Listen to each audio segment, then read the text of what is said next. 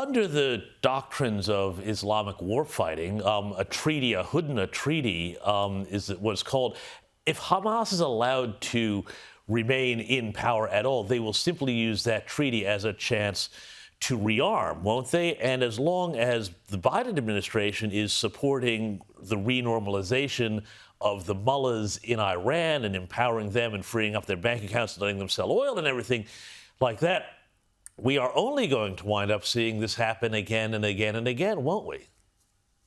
Yeah, absolutely right. And there is no, in my view, there is no justification whatsoever of anything other than the complete defeat of Hamas in Gaza. It must happen, and Israel must be supported by its allies to bring that about. And it's not just the West that should be wanting that. It's also Middle Eastern countries, Arab countries like Egypt, Jordan, Saudi Arabia, the UAE, Bahrain, whatever they might say in public, they really want Israel to smash Hamas. Hamas is a threat to their countries. Its jihadist doctrine is a threat to their countries. They want to see a strong Israel. And you can apply, as you said, you brought Iran in. Iran's hands is behind so much of this. Iran is being appeased. There's US still pushing, maybe not quite so strongly now, for some kind of a deal with Iran.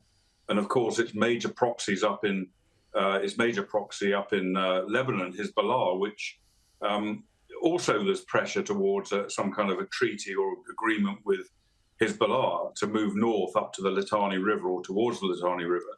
All of that is, as you rightly said in the start of your point, is that none of these treaties, none of these agreements can possibly be considered to be agreements that will be honoured by any of these organizations. They will do exactly as they like. They will say one thing, they'll do another.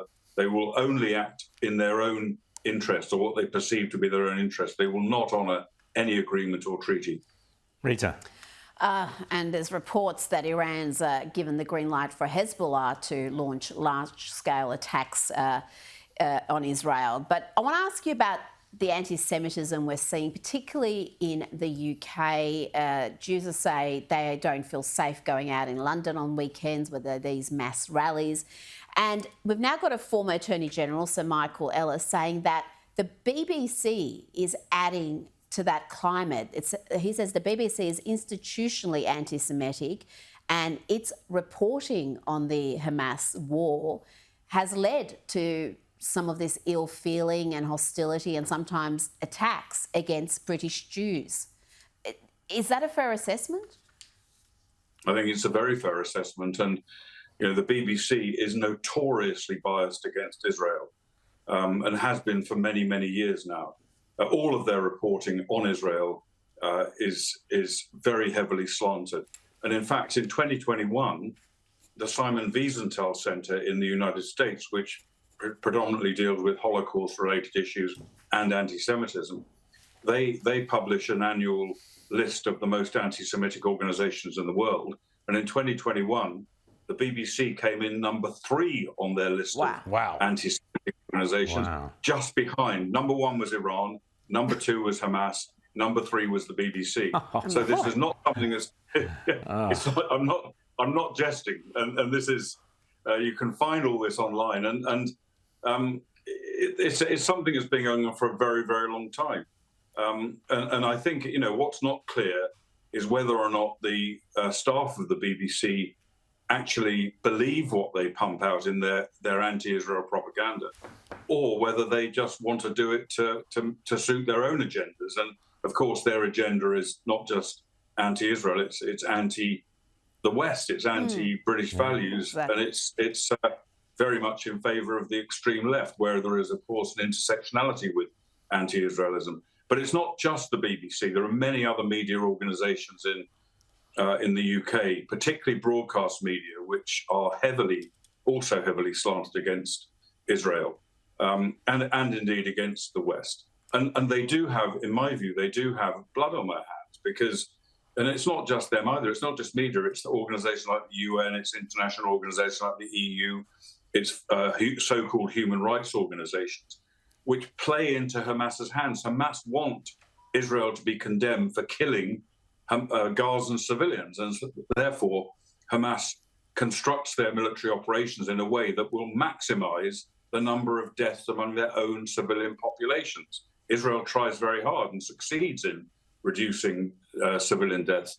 But, of course, inevitably in the situation, the way that Hamas fights, some are inevitable, and a large number have happened, unfortunately. And when people condemn Israel for fighting within the laws of armed conflict and for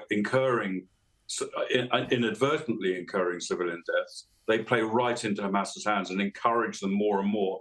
And that, of course, translates into the kind of anti-Semitic hatred on the streets of Britain, Australia, the United States and other countries. And just very quickly, Richard, before we go, how much is Islamist ideology crippling, I would argue, British democracy? We saw the scenes in the Commons last week. We've seen this George Galloway character elected on the weekend, some pretty vile attitudes that he's been accused of in the past.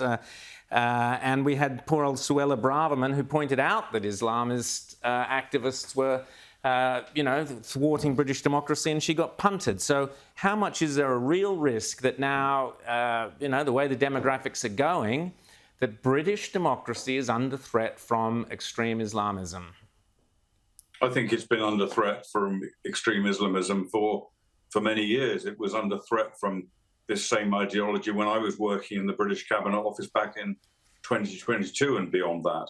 And it's, we're seeing politics. The current situation, which is maybe beginning to be recognised because it's been intensified by the Gaza conflict, forced the Prime Minister out onto the streets in front of number 10 Downing Street last night to deliver a message of concern about it. But it's not enough. He may be concerned.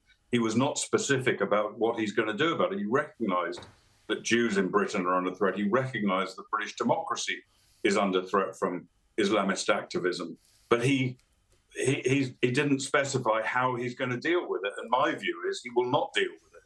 Hand-wringing is one thing, action is another thing. And I'm not really expecting, unfortunately, any action from Rishi Sunak. I'm expecting the situation to deteriorate until Labour gets into power, when it will get much, much worse.